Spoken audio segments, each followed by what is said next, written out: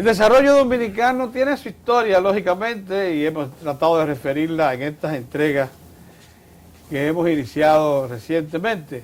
Pero hay actores que han estado presentes en prácticamente todas las etapas recorridas por el desarrollo dominicano desde la muerte de Trujillo hasta hoy. Uno de ellos está con nosotros hoy. Se trata del economista Carlos Despradel. Él es el primer economista que gradúa en nuestra Universidad Autónoma de Santo Domingo y el primer dominicano en recibir esa profesión.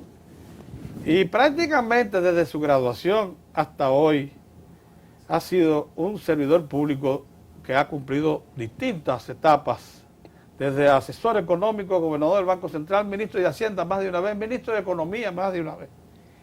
Con él podemos, por tanto, pasar revista a un tema que es de primerísima importancia por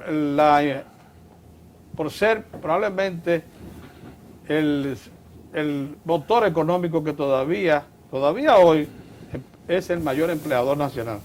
Se trata de la manufactura, de la industria nacional. Buenos días, don Carlos. Buen día, Pedro. Mire, usted inicia entonces en el servicio público en el 1963. 63, en el gobierno de Juan Bosch.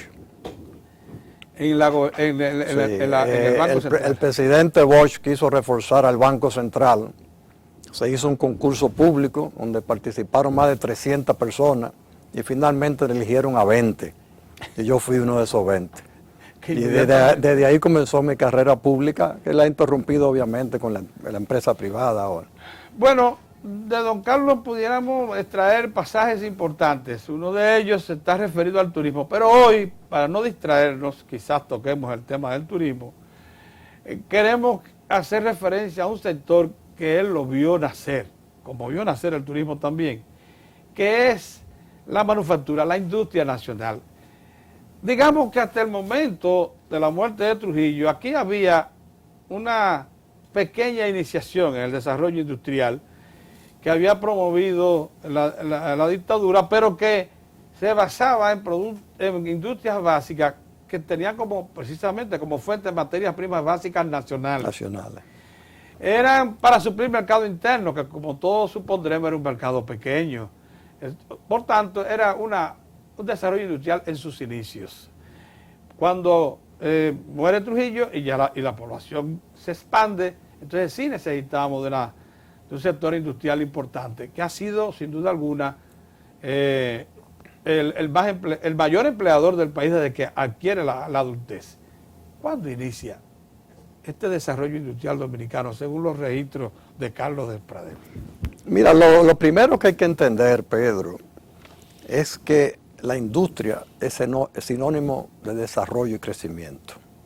A las naciones desarrolladas se le llaman naciones industrializadas. No por casualidad. No por casualidad.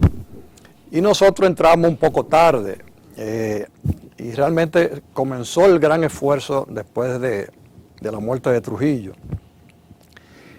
Las cosas no suceden por coincidencia. Y eso es un mensaje que yo quiero dar aquí en tu programa y tratarlo con amplitud. Si tú quieres desarrollar un sector, el Estado tiene que empeñarse y el sector privado tiene que empeñarse en el desarrollo de ese sector. Y fue lo que sucedió en el caso del sector industrial. Lo primero que se hizo en el Consejo de Estado fue crear el Ministerio de Industria y Comercio, que antes se llamaba Trabajo, Comercio, yo no recuerdo cuántas cosas. En el 62. Pero en el 62 también se crea la Corporación de Fomento Industrial, que si bien su función era administrar las industrias que eran de Trujillo, jugó un papel fundamental. Tuvo un magnífico staff al principio de su gestión. Pero también se creó en el 62 la Asociación de Industria, que en aquel momento y por mucho tiempo fue el eje fundamental del sector privado dominicano. Lo que los industriales decían era lo que se hacía y era el sector más influyente de la sociedad.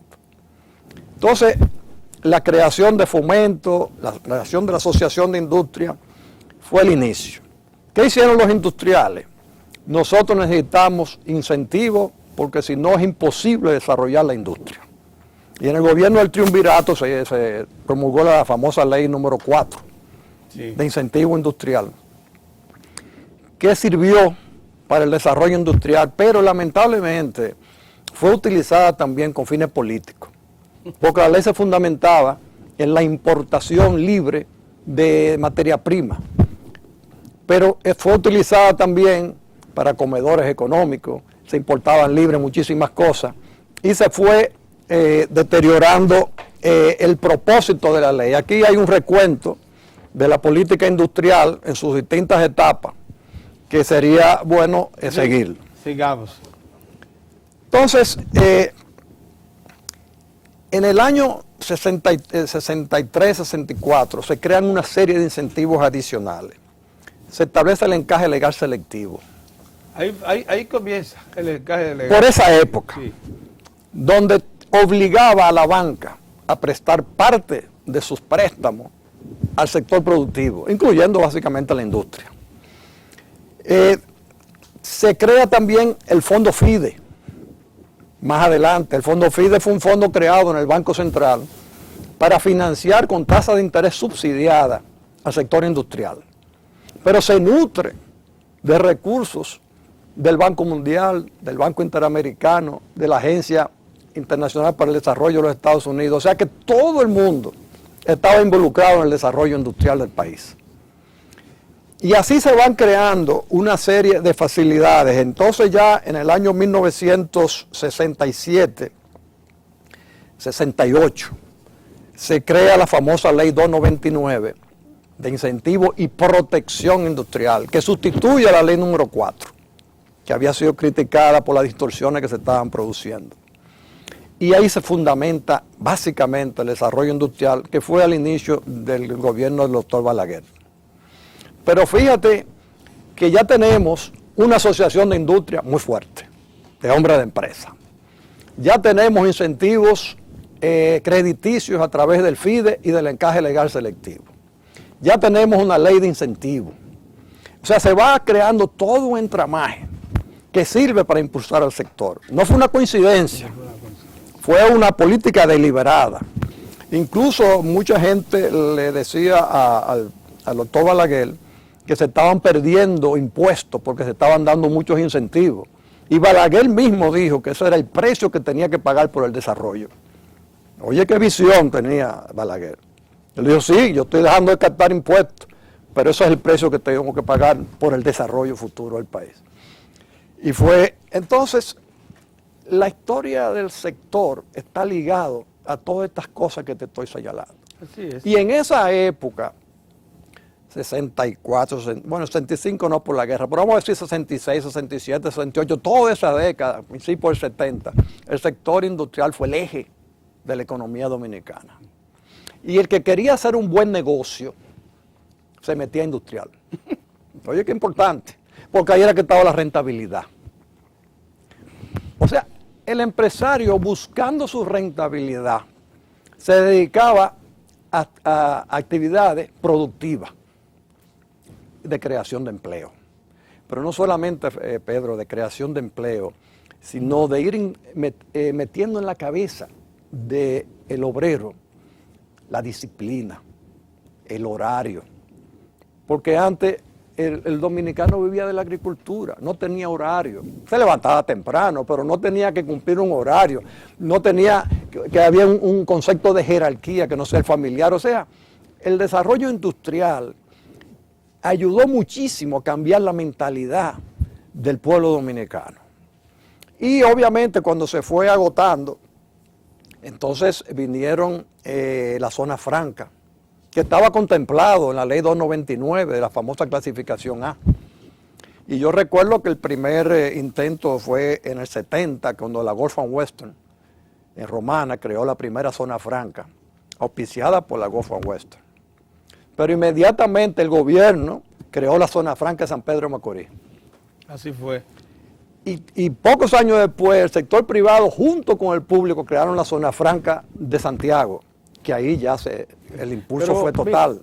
Carlos, yo preferiría que pasemos revista. Entonces, ¿cómo impactó la industria desde que surge en el Producto Interno Bruto porque antes de incorporar las zonas francas, porque por alguna razón se ha querido siempre mantener a zonas francas, porque tiene un tratamiento fiscal especial. Todos sabemos que las zonas francas no pagan ningún tipo de impuestos. Sí, pero es manufactura.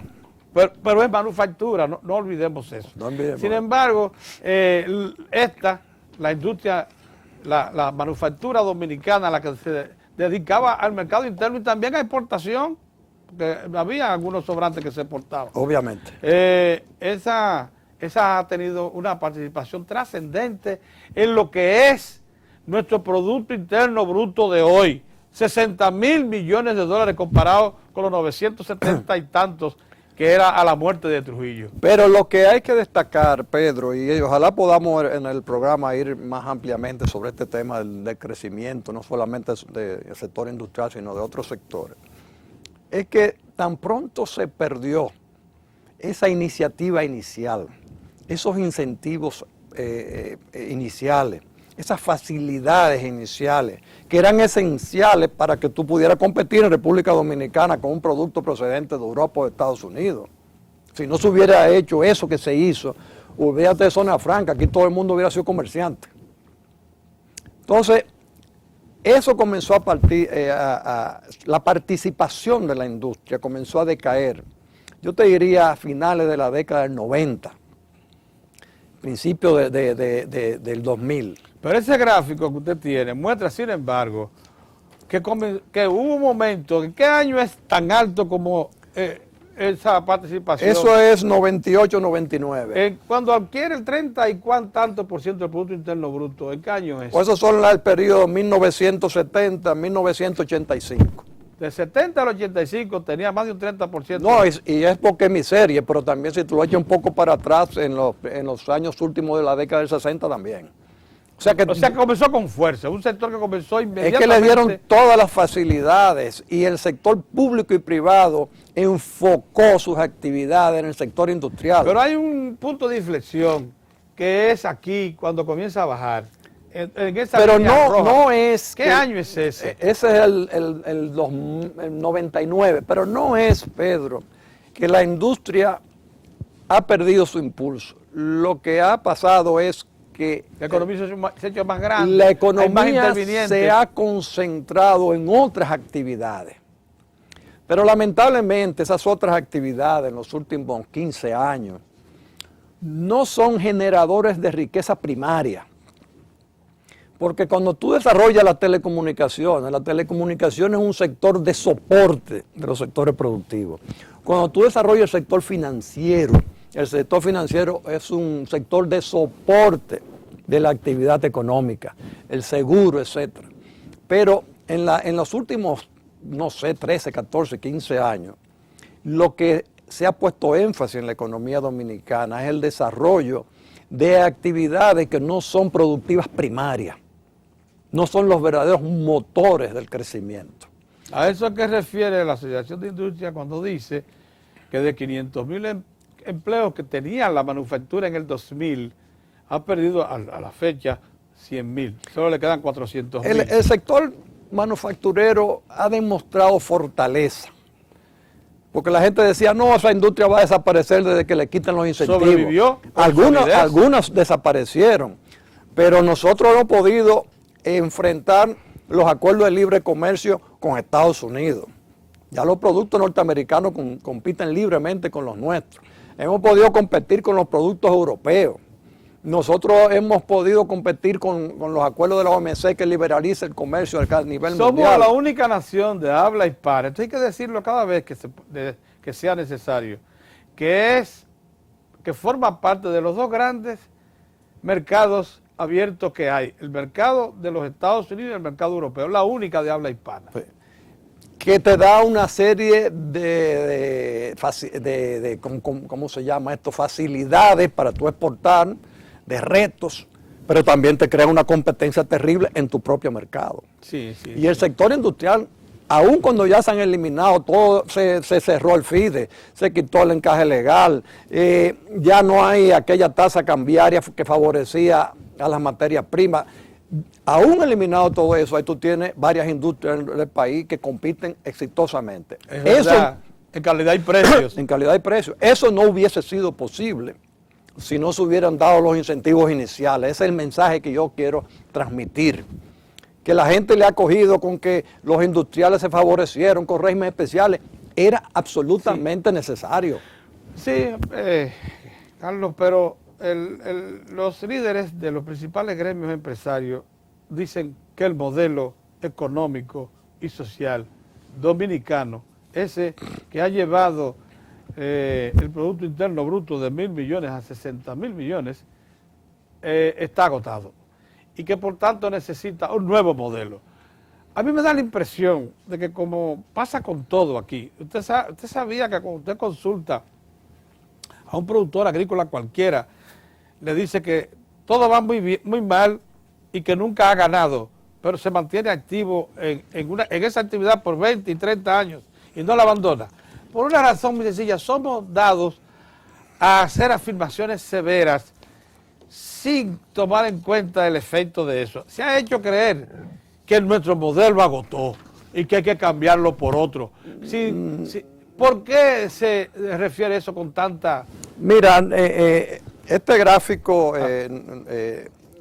lo tendría que tomar desde aquí. Sí. Esa es la participación de la agricultura en el Producto Interno Bruto. Sí. Y no hay duda de que desde el 1971 al 2012 ha ido bajando su participación. No quiere decir bajo ningún concepto que la agricultura está agotada, imposible. Lo que te quiere decir es que la economía se hizo más compleja, que es más grande, y que aunque esté produciendo probablemente los mismos valores que en épocas anteriores, la agricultura no creció con la velocidad de otros sectores. Pero también te dice que hay que hacer algo similar a lo que se hizo con el sector industrial en sus inicios. Tú tienes, y me alegro mucho que el presidente actual está dando demostraciones que le interesa el sector agropecuario. Yo creo que eso es un aspecto muy positivo. Pero no se va a desarrollar con medidas marginales y con un crédito de 2 millones por aquí, de 3 millones por acá. Eso está bien para el pequeño agricultor. Lo que se necesita es un entendimiento global del sector público y privado que tenemos que impulsar la agricultura. Así es. Que es la base alimentaria del país y es donde tenemos muchas oportunidades de exportación. Lo único que se ha hecho, y es no tan significativo, fueron los invernaderos, que debería acentuarse más. Que ya, por ejemplo, las exportaciones de ají, de tomate y eso andan por los 80 millones de dólares. Pero nosotros tenemos, si nos vamos a concentrar en la agricultura, Pedro, tenemos que concentrarnos en la formación de agrónomos, en las cuestiones fitosanitarias, en las investigaciones de especies. Tenemos que realmente tomar una conciencia de que cuando tú quieres desarrollar un sector, tú tienes que centrarte en esto. Yo te voy a poner este ejemplo, aunque tú querías que te hablara básicamente de la industria. Sí, pero el ejemplo, aproveche. El ejemplo es el turismo. El turismo tampoco se desarrolló por casualidad. El turismo se desarrolló, y yo estaba presente, cuando Diógenes Fernández, gobernador del Banco Central y uno de los hombres más poderosos que había en el momento, se fue a España y preguntó que a qué se debía el desarrollo de España. Y el ministro de Economía le dijo allá al desarrollo del turismo. Y cuando Diógenes Fernández volvió aquí en los 70, dijo, señores, hay que desarrollar turismo. Se creó la Dirección de Turismo que no existía, luego se convirtió en un ministerio. Se creó un fondo especial para el turismo Infratur. Se creó una ley de incentivo al turismo. El gobierno comenzó a construir aeropuertos en Puerto Plata, en Barahona. La iniciativa privada, atraída por eso, construyó aeropuertos en Punta Cana. El Banco Central invirtió cantidad de dinero en el desarrollo de Playa Dorada, en Puerto Plata. En fin, acuérdate que se abrieron las primeras oficinas de promoción turística en Nueva York. Todo eso coincidió en un periodo y eso impulsó al turismo. Y hoy el turismo está ahí y es otro, junto con la industria de las piedras angulares nuestras. Pero lo que nosotros necesitamos, Pedro, te puedo decir lo mismo en Zona Franca. Las zonas francas no se desarrollaron por casualidad. Las zonas francas se desarrollaron con leyes de incentivo, parques industriales que hizo el gobierno, parques industriales que hizo el sector privado y todas las facilidades habidas y por haber. Entonces, lo que quiero plantearte ahí al público es que nosotros tenemos la industria, tenemos el turismo, tenemos la zona franca, pero nosotros necesitamos... Ahora la minería con un segundo aire bueno, sumamente prometedor. Ahí yo tengo mi reserva. Después de sí. Pero nosotros tenemos necesariamente que decir qué queremos impulsar ahora, con la misma fuerza que impulsamos esos sectores con mucho éxito. Todavía no lo hemos identificado, Pedro. Todavía estamos como dejando que sea la vida la que te determine las cosas. ¿Usted cree? Sí. Pero a mí me parece, no, pero no estoy hablando de este gobierno del pasado, porque estoy incluyendo de los 15 para no politizar el tema. No, yo sé lo que usted te conozco bien y sé que en esto del desarrollo no miras. No, le sirve. Y le ha servido a todos. Yo no estoy en eso, yo no estoy en eso. Público. Carlos, voy a insistir en lo siguiente. Cuando se habla de un cambio de modelo, ¿hacia dónde apuntan las sugestiones que se le hacen a las autoridades que toman decisiones? ¿Tú me preguntas? Sí. Es que no se está hablando de un cambio de modelo. Ah, bueno. Porque no es bajo ningún concepto olvidarte de la industria, todo lo contrario. O del turismo. No es olvidarte del turismo. Francas, o por imposible. O de la minería, o de la agropecuaria, o de la manufactura de la caña. Pero tú tienes que decir, yo necesito un dinamismo mayor del que estoy teniendo hoy en esos sectores. Bueno, sí, claro. Yo necesito un impulso como tuvo la industria en los primeros años de la guerra. Yo necesito un impulso como tuvo el turismo a partir del 70. Yo necesito un impulso como tuvieron la zona franca también a mediados del 70 y 80. Y después que tú estás convencido que necesitas buscar algo con ese impulso, tú tienes que concentrar todo para impulsarlo. Nosotros hoy, tú y yo sentados aquí, yo no puedo decirte que ya nosotros detectamos que hay una actividad específica donde debemos concentrarnos. Tú me hablas de la minería. La minería tiene sus pros y sus contras, que lo estamos viendo en la prensa diario. Yo tengo ciertas reservas. Yo era secretario de la Rosario cuando estaba en el Banco Central. O sea, yo he participado en minería, conozco el sector. Yo no quisiera fundamentar el desarrollo de este país en la minería. Claro que. Yo quiero fundamentarlo en algo donde yo determine que tengo alguna ventaja, pero alguna ventaja relativa a nivel internacional, pero que yo tengo que ayudarla. A mí me parece que la manufactura ligera hay que darle impulso. Pero explícanos a todos qué es la manufactura ligera. ¿Qué produce la manufactura ligera? Mira, lo que quiero tratar de decirte, cuando desarrollamos el turismo, la madre y maestra que creó una escuela de turismo, se buscó una escuela de artesanía, fue un conjunto de cosas. Entonces nosotros hicimos un intento con el parque, ¿cómo se llama? Energético, el parque cibernético. Cibernético, así. Pero ahí se veía que había un potencial, pero se diluyó, porque no creíamos en eso. No creíamos en eso. No importa quién haya descreído, importa cómo se llama. La sociedad como un todo. Sí. Nosotros lo desarrollamos, pero las cosas no se desarrollan espontáneamente. Entonces, ahí tenemos una posibilidad, pero tenemos que estar todos conscientes de que hay una posibilidad. Y si tú quieres que el sector privado incursione, tú tienes que crearle las condiciones para que sea rentable. Si no es rentable, no se incursiona. Porque ¿por qué se metió en turismo, en minería? En todos esos proyectos porque era rentable. Y el Estado es que le corresponde hacer eso. Entonces, eso es lo que yo creo que hoy en día nosotros estamos como buscando y no sabemos dónde que nos vamos a agarrar. El presente gobierno declaró el turismo como el principal motor. Procura que en los próximos 10 años se duplique los visitantes que tenemos hoy, que son unos 4.800.000. Llevarlo a 10, magnífico. Llevarlo a 10. Magnífico, totalmente de acuerdo. Ahora, tiene que ser más Eso va a coherente. impactar toda Tiene la que ser más industria. coherente. ¿Por qué te digo más coherente? Este y los pasados gobiernos, incluyendo en el dipólito que yo le serví 2 años. Si tú quieres desarrollar Samaná, tú no puedes permitir que suceda lo que ha sucedido en la terrena. Eso se ha rabalizado totalmente y un pueblecito que era una maravilla se ha convertido en un desastre. Entonces tú no eres coherente con tu política. Tú tienes el desarrollo de Bávaro y cómo tú permitiste con todo ese potencial que se creara en Bávaro un desarrollo urbanístico caótico. Nadie se preocupó. La única islita en el medio es la villa que construyó Frank Rainieri, que si tú vas te sientes bien. Pero eso debió haber sido toda la zona esa del este. ¿Qué quiere decirte esto? Que tú tienes que poner absolutamente todos tus empeños. Cuando tú determinas que el turismo va a ser, tú tienes que poner todos tus empeños en eso.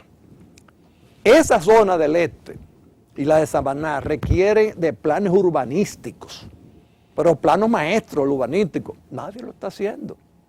Yo tengo un hijo que estudió en Holanda que se ofreció a traer a sus profesores de Holanda para hacer un plan de desarrollo urbanístico. No le hicieron caso. Entonces, si queremos llevar al turismo de 4 millones de visitantes a 10 millones, el Estado tiene que poner más empeño de lo que está poniendo hoy en día. Y si queremos que las industrias sigan, tenemos que darle más facilidades de las que estamos dando hoy. Y si queremos repuntar al agropecuario, donde tenemos magníficas oportunidades, tenemos que tener plena conciencia de eso. Te voy a poner un ejemplo. Todos los productos agropecuarios que se recogen con la mano, nosotros somos competitivos. Porque si un americano o un alemán se pone a recoger mango con la mano, aparte del clima y las cuestiones tropicales, no puede competir con nosotros. Entonces tú tienes que hacer un análisis de qué productos se recogen con la mano y se siembran con la mano, no con maquinaria. Y después que tú haces el análisis, Pedro, eso es real. Eso es así, hombre. Pedro, nosotros somos una pequeña isla, nosotros no tenemos que cogernos el mercado completo.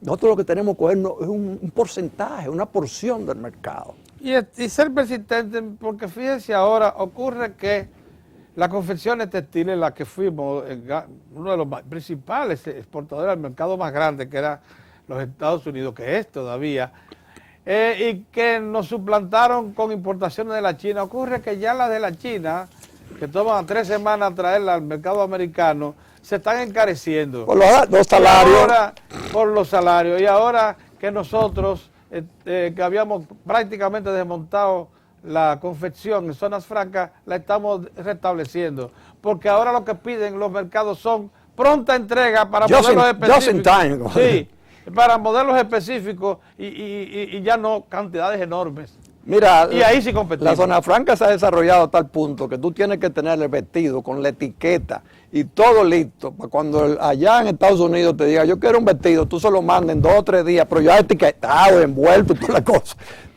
Los chinos tienen una desventaja con nosotros, pero fíjate esto, sí. Ese gráfico no fue grabado previamente. Sí. Este es el desarrollo de la zona franca del 70. Comenzó tímidamente. ¿Por qué se impulsó? Porque aquí el presidente Reagan de los Estados Unidos le dio una facilidad de entrada libre de los productos de zona franca dominicano y de Centroamérica. Libre. Eso fue en el 83-84, la iniciativa para hasta la cuenca. los 90. ¿Qué pasó aquí? Aquí fundamentalmente entraron 2 factores. Uno, que le dieron la misma facilidad a México. Sí, sí. Pero después, el peor fue que le quitaron las restricciones a China que tenía el acuerdo multifibra, que limitaba las exportaciones chinas y de esos países de Estados Unidos. Entonces la zona franca, después de tener ese dinamismo y fue sostenedor de la creación de empleo en el país, que llegamos a tener 195,000 empleados directos, la zona franca se ha estancado. Entonces nosotros requerimos aquí un segundo al aire, ahora. Necesitamos un replanteo donde todos estemos conscientes de que y ahí te entro con la industria manufactura ligera, de alta tecnología. La ligera es la que produce tejidos, la que produce No, pero productos de tenemos consumo que concentrarnos. diario de supermercado, no la maquinaria. No, la pesada No es la automóviles, pesada, sí. maquinaria, barcos, eso Sí. es pesada. Lo otro ligero lo que requiere Sí. es un contenido de maniobra muy alto. Va muy alto. Y de consumo. Pero no permanente. podemos competir con la pobreza. No podemos competir a base de quién paga los salarios más bajos. O sea, hoy en día lo que estamos tratando es que el más pobre es el que más puede vender, porque paga el salario más bajo y tiene el costo más bajo. Así no nos vamos a desarrollar. Pero si así no nos vamos a desarrollar, el Estado tiene que decir, bueno, señores, vamos a trazar un plan y vamos a dar estos incentivos. Pero si se le cae la recaudación, que no eche para atrás. Que tenga fe. Que se crea un problema fiscal, que no eche para atrás. Que dé indicaciones y diga, no, está bien, yo sacrifico esos ingresos fiscales, pero voy a mantener estos incentivos. Entonces el sector privado dice, bueno, espérate, esto es en serio. Esto no es que me lo van a quitar de que venga la primera crisis. Sí, correcto. A eso que yo me refiero. A eso que me refiero, Pedro. Una definición. Ahora, sin Eso embargo, no es un cambio de modelo, ¿eh? Eso es buscar un sector que sustituya el desarrollo inicial que tuvieron estos que te he mencionado. interesantísimo. Porque, Carlos, Pedro, mira, esto te confieso, yo soy reportero de muchos años. Tanto como usted de ejercicio profesional, lo soy yo de reportero.